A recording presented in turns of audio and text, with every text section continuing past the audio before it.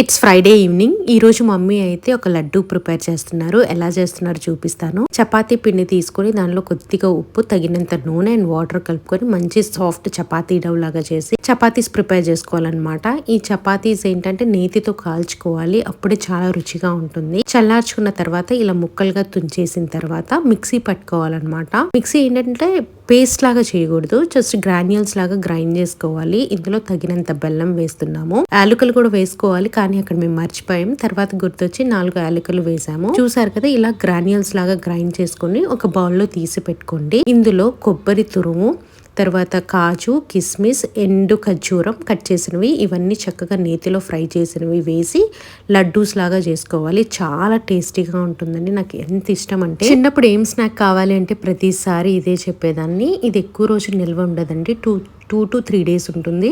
ఫ్రిడ్జ్లో స్టోర్ చేసుకుంటే ఒక 1 week వరకు ఉండొచ్చు. చాలా హెల్దీ. మీరు కూడా ట్రై చేసి ఎలా ఉందో చెప్పండి. బాయ్.